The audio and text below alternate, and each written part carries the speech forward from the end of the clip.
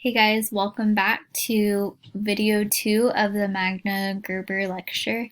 Um, I know we left off on this page of the PowerPoint. As a refresher, we're just going through some of the core values of the RIE method. Okay, so let's go ahead and move on from this one. So time for uninterrupted play and freedom to explore. It's very important to give the child time. I know as a caregiver or as a parent, it's easy to have a set routine throughout the day and like, okay, we're going to do this, this, and this today, and feel like you need to maybe interact with your child throughout the whole day or entertain them in some way. But children really benefit from just giving them time to be independent and explore play by themselves. Instead of trying to teach babies new skills, we need to appreciate and admire what babies are actually doing. So another thing I see is parents sometimes getting really focused on those milestones. So he's not walking yet, or he's not crawling yet, he's not eating with a spoon yet. And it's important to remember that you have to master skills ahead of that in order to get to the next milestone. So you need to crawl before you can walk. And I included this picture of a little boy. He looks like a young toddler and he's doing awesome at climbing that rope structure. And you can tell he just has this look of determination. And I don't know, maybe this wouldn't be happening if an adult was interacting with him. He wouldn't feel the need to push his limits like that. Okay, so the next one is consistency. Establish clearly defined limits and communicate our expectations to develop discipline.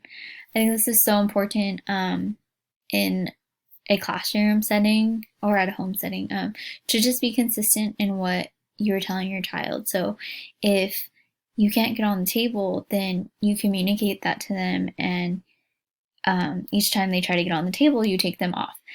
Whereas inconsistency would be one day getting super mad at them getting on the table and the next day laughing. So consistency provides clarity to the child.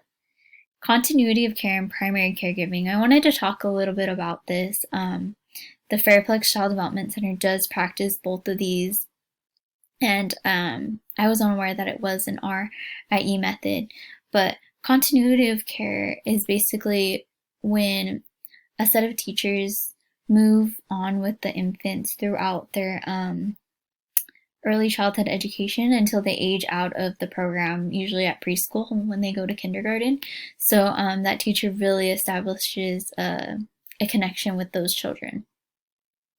And then primary caregiving is basically there'll be a group of children and a group of teachers, and the teachers come in and kind of take turns caregiving for each child, and that child will naturally gravitate to one or a couple caregivers, and whoever he or she gravitates to most will in turn be the primary caregiver, and that's the person who will essentially do all of their diapers and feedings, and so that bond is created so the child feels safe enough eventually to explore the environment and have that person to fall back upon.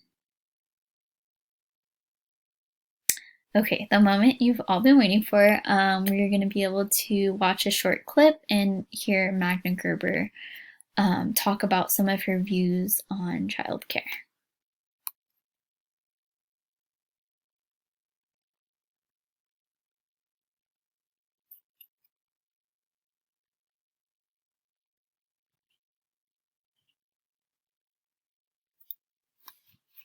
Talk about this mobile infant, the toddler, the child between 6 and 15 to 18 months of age. How should that child be treated by a caregiver? The number one thing wherever you keep a baby is to create one safe space.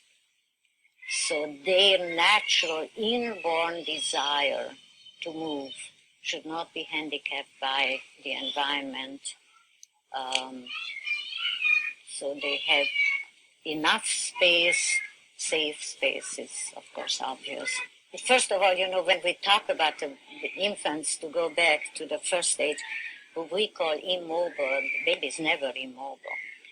because even a newborn kicks around and can get from the middle of a bed, fall off.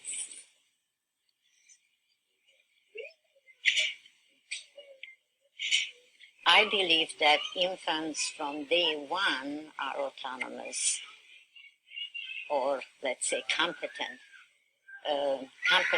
for the age and stage they are at.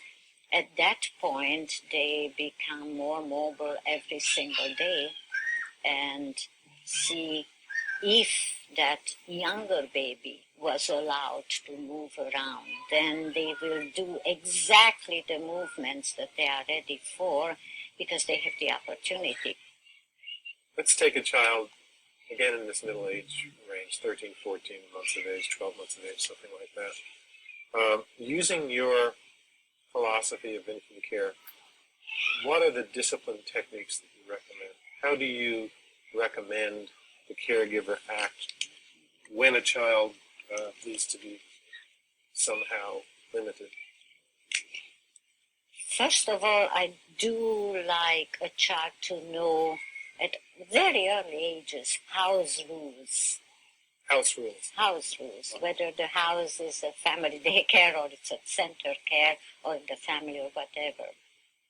This is what I expect in this environment.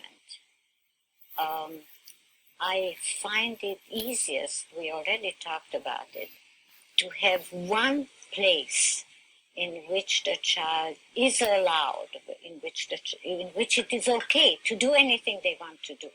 That's that famous, absolutely safe but challenging environment, where I don't have to say, don't touch this. Then you have that as a beginning. From this place you go out.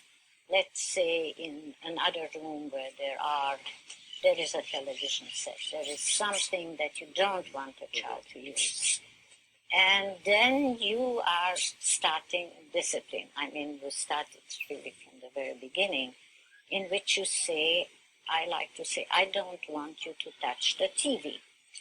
Personally, I like to tell a child, I talk about me, not we don't do those things. To me, that's a little bit going around the issue, because another person may not mind.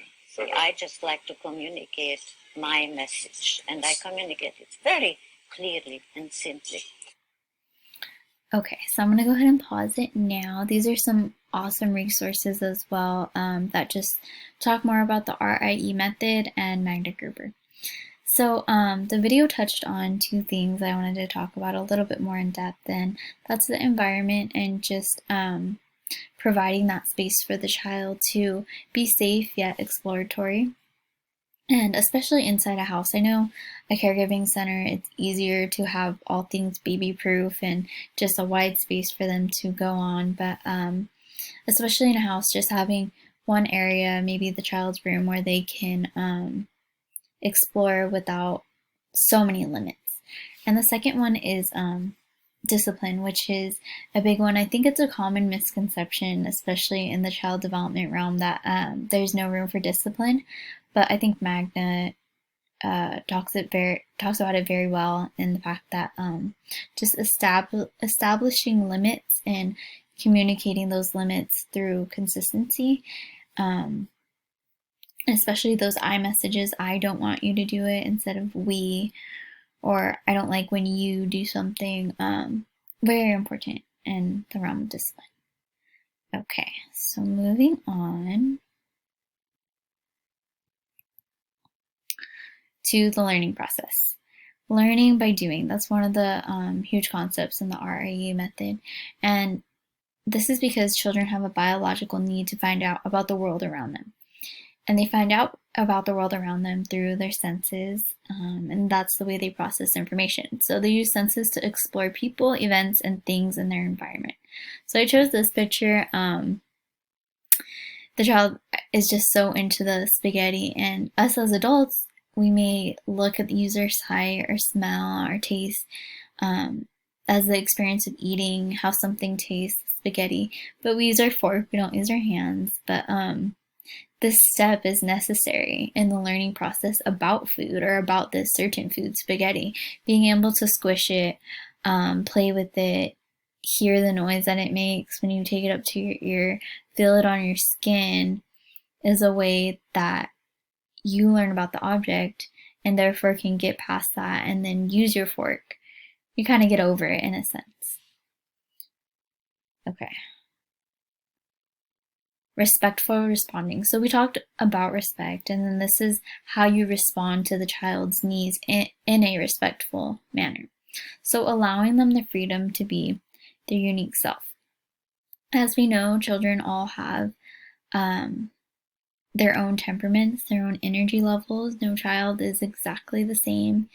And because of that, we have to allow them, just as we allow adults to be themselves, children to be themselves as well.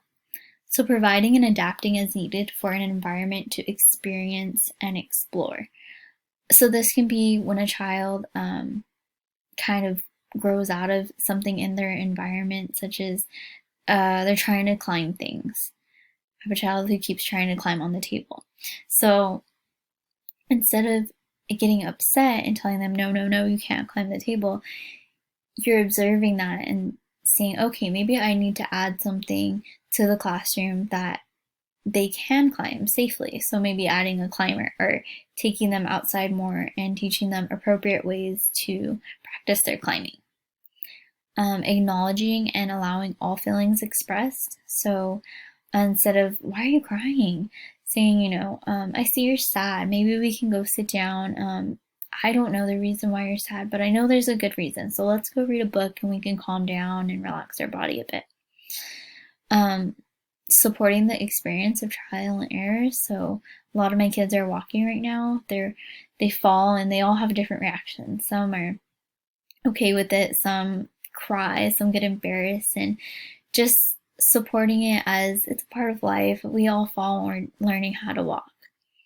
Offering choices even at an early age. What teether do you want, or what shirt do you want to wear? Seeing the child as capable, not doing everything for them, but allowing them to experience things such as washing their hands. Listening with all your senses to your child's communications and cues. So maybe they're not crying yet, but you can see they're rubbing their eyes, and that means they're tired. And this can lead to being overtired, and lead to crying. So noticing those cues and picking up on them, maybe before your child even does. Okay, so quiz question. What is the ultimate goal of the RIE method? Consider the outcomes of all the components that make up this theory. So as we learned, the outcome of what Magda Gerber considered right was the authentic child. So raising a child that is confident and in their environment. So I guess just noticing the child as who they are and having that authentic feeling. Okay, and then I wanted to leave you guys with a quote. So this is by Magda Gerber. What parents teach is themselves as models of what is human by their moods, their reactions, their facial expressions, and actions. These are the real things parents need to be aware of and how they affect their children. Allow them to know you, and it might become easier for them to learn about themselves. I think this just goes back to the respect aspect of it. And while we may be focused as caregivers or parents on what we can teach our children, really just our existence and being a parent is the most they'll learn from us. We're a teacher in ourselves. And then I also wanted to leave you guys with a link to the RIE .org website. There's lots of great information for parents or caregivers, and it does have a little bit more about Magda Gerber on there. Thank you guys so much. It's been wonderful. Have a good night.